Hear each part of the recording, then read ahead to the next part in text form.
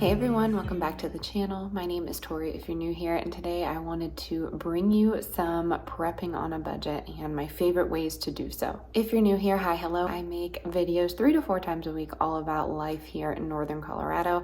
I am a mother of 3 and I try and teach you to save money, and I also try and teach you to be prepared on a budget. We are preparing for just about anything that life throws at us, so if you're in the same boat and you want to follow along, definitely hit the subscribe button, and without further ado, let's get right into today's video. I have a baby sleeping right next to me here, and that's just how life is right now. I'm trying to get these videos out to you, and I'm trying to do more sit down chat videos, but I know some people that come across the channel aren't really into that, and I do apologize if those kind of videos do get lengthy, but it's just me talking. So if you want to put me on in the background, I'd really appreciate it. I do have a lot I want to cover in this video, and I will try and make some bullet points in the description box for you, or if you have any questions, definitely let me know down in the comment section. Okay, so let's start out. Preparedness. It looks different for just about every single person, and I sat down with my husband and we kind of compiled a list, things that he does to be prepared on a budget and things that I do, and then things that we do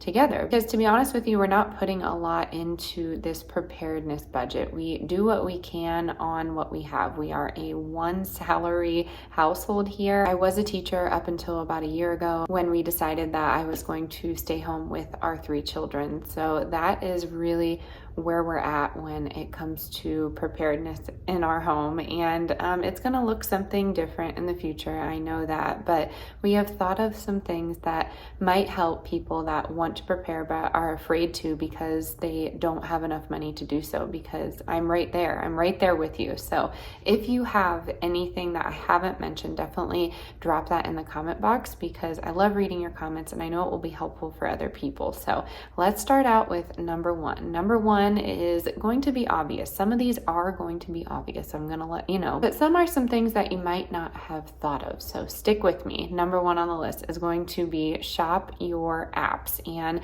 what I mean by that is if a store has an app, such as we will use Kroger, it is King Soopers here in Colorado, and they have an app and they have digital coupons, and if you are a rewards member, you can get things in return, so you can get cash back if you buy the appropriate product. And I think it's a great app. It's free, and I think every grocery store basically has one at this point. The bigger box stores like Walmart, I know they have rollbacks, but it's not necessarily on their app. You can like go in store and find it. And I know with Walmart, they have a semi-sneaky system. You can scan a lot of their sale items, and they might ring up as cheap as pennies. I've seen it been done before. I follow a lot of couponing accounts, and yeah, you can check into that. Target also has their percentages off. We no longer shop with them, and the list goes on. I mean, you can just about find a coupon for every product that you are shopping for, and my husband and I joked we just don't buy things that aren't on sale. So shopping apps is a big one, and number 2 on the list is kind of piggyback on that, and that's going to be cashback apps or couponing apps like Ibotta or Rakuten, I believe is one of them.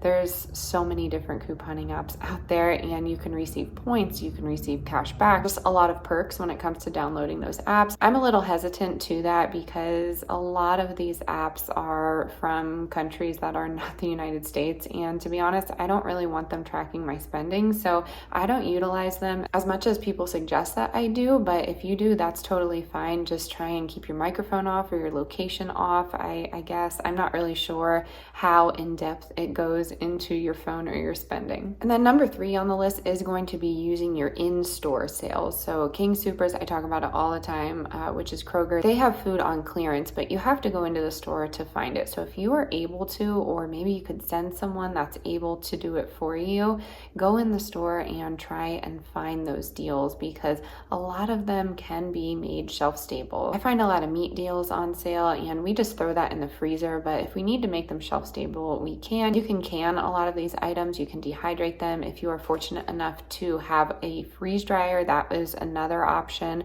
but the sales in the store store are another big one. All right, number 4 on the list is definitely going to depend on your situation, but my husband suggested this one, and that was perks through his work. He works in law enforcement, so they offer a law enforcement discount at a lot of different places. But if he needs to buy new clothes, 511 has a great program. They offer a law enforcement discount. I know Cabela's does. You can find a lot of tactical stores that obviously offer a law enforcement discount, but I know that's not going to work for everyone. I was a teacher and we always got 10%, 15% off of a lot of different places. And oftentimes I did my shopping at those places so I can utilize that. I know with certain stores, if you buy their debit card or their credit card that's associated with the store, they'll give you some percentage off, like 5 or 10% as well. But utilize your place of employment. When I worked in the restaurants, I got a free meal, I got a free drink, I got 50% off a meal,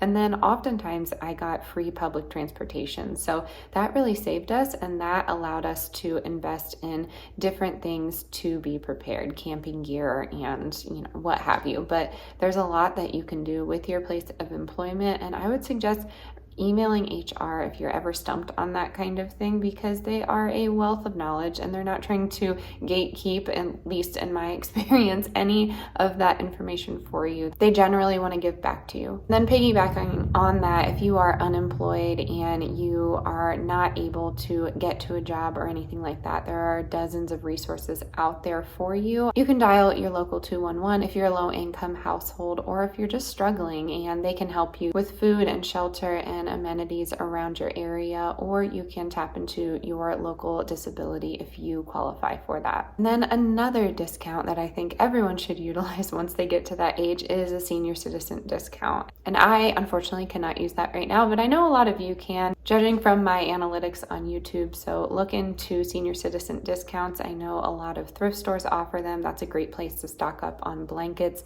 glass jars for canning, clothing for yourself and your family, shelving for your prepper pantry, and so much more. I think we are at number 6 on this list, and that is going to be a term called gleaning. And that is when you just go to your local farm and you ask if they offer a program like that. So I go down the road at the end of my farm season, depending on what kind of crops your farmers are growing, and you offer to pick the fields for them. Oftentimes the workers that are working the fields during the season are taking a break until the crops start up again, and you can go out to the fields and pick the duds, is what my farmer calls it. And I think it's really a funny term, but I come home with boxes and boxes of food, and you can offer them money. Oftentimes there will be a $5 or $10 fee, but the farm that I go to, we just exchange goods and just have a nice conversation. And I bring home potatoes, a lot of root vegetables, because they will withstand the winter if they're stored properly, and other crops, of course, but definitely whatever's in season, whatever's left, you can go to the fields and pick on your own.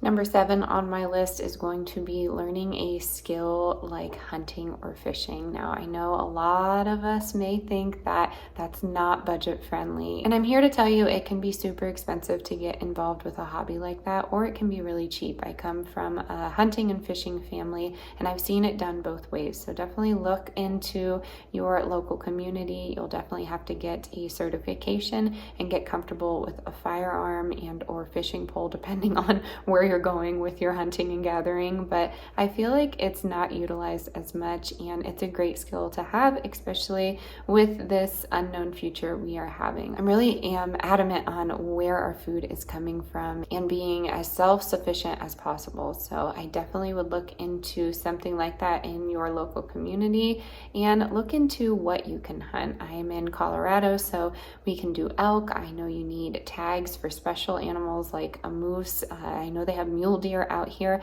but I was born and raised in Pennsylvania, so white-tailed deer is the name of the game. And fishing, of course, if you want salmon, you would go north. There's just a lot out there, and you could go halvesies with a friend, and maybe they could do the hunting and you can pay for half of the animal or something like that. Those are just some options. I know it gets a little complicated, but definitely look into that. Number 7 on the list. I'm editing and just realized that I lost count on some of these, so sorry about about that. It kind of relates to number 6, and that is going to be learning how to forage in the forest. There are a lot of edible items and medicinal items in our local forest that we can use in our households. You just need to know the safety of them. I always have my favorite books linked in my Amazon storefront, and I will drop some links for you in the description box just so you can start your journey on plant identification and how it can help you in your preparedness journey. And then number 8 is going to go with water, and I feel like that is the most important thing that you can have prepared for your family. I go in depth about it in certain videos. You'll have to look into my emergency preparedness playlist, but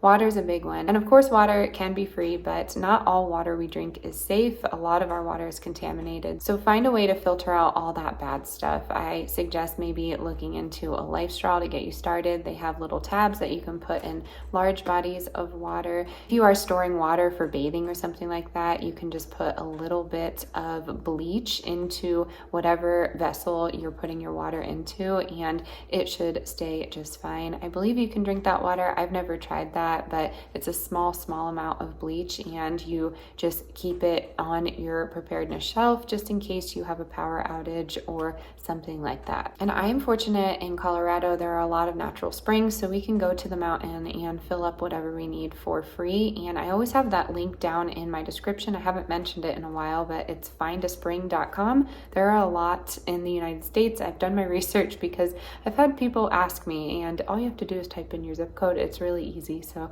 go ahead and do that and find some springs in your area. In the event of an emergency, figure out a way to get to that spring. And this jumps right into number 8 on the list, and that is going to be utilizing your local libraries for maps and literature on your actual area. I am not an expert in my area here in Colorado, but back home in rural PA, I know those back roads like the back of my hand. I could do it with my eyes closed, so I do know where certain water sources are or certain food sources, but not everybody does. So I definitely would suggest keeping some maps on hand and keeping them in a paper form. You never know what would happen if the grid went down, so keeping them digital is an option, but finding some free literature at your local library is a great way to be prepared on a budget. Number 9 on the list is going to sound like an obvious one, but that is utilizing your local Craigslist and Facebook Marketplace. There are so many things on there that are just free on the side of the road, and I suggest finding some sort of town with a university and waiting for move out weekend. That is when we find all of this furniture that sometimes is really nice and then sometimes it's very used, and we bring it into our home, clean it up a little bit, and use it. We have shelving downstairs that we have done that with. We got a TV that way. It's still with us, 9 years later. Are those going to help you in the event of an emergency? Probably not, but there are so many different things on there. I found my giant water jugs on there. I've been seeing a lot of IBC tubs as well, so if you're looking for very big water storage, that's a good one to look for. I've gotten free gardening supplies on there, and I've even exchanged seeds with a local person. Definitely utilize those websites or apps, whatever you want to call them, and if you don't feel safe doing it, you are allowed to call your local law enforcement and they can facilitate a meeting to help keep you safe if you're ever nervous about meeting a stranger. And then number 10 on the list, I haven't talked about it in a while, but it's going to be your local seed bank. And my town specifically doesn't have one, but the next town over does. And I just went to my local library, asked if they had a seed program. They did, and I brought some of my seeds that I had from my garden. Oftentimes, if you're a beginner gardener, they don't really ask you to bring in some of your own seeds. They just may ask for things that you could exchange, like canned goods or some books that you are not using anymore. So I definitely suggest looking into there. I always get my seeds with the link down in my description box, and they are heirloom non-GMO seeds, and that's what you want to look for every single time. And then I have a bonus on the list, and that is going to be utilizing bartering. I think it is so important to get involved in your local community. If you live in a rural area, try and get out there, try and make those connections, and really get involved with your community, because honestly, that is what is going to get us through these hard times. And I believe bartering should be on this list. just because you do have some sort of good or service that you can offer someone else in exchange for something you may need. So I always call on my neighbor and we just have a great time exchanging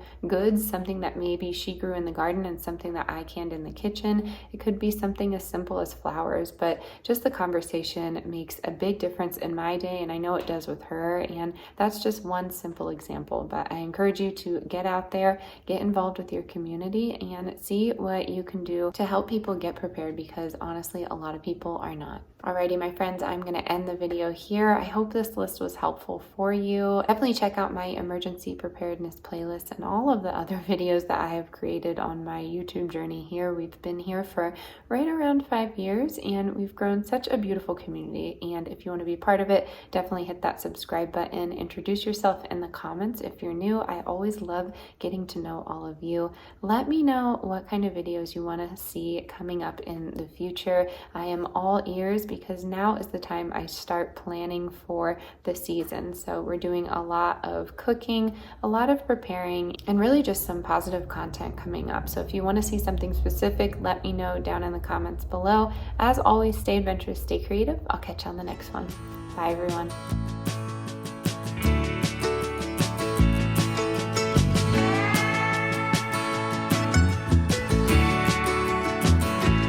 I love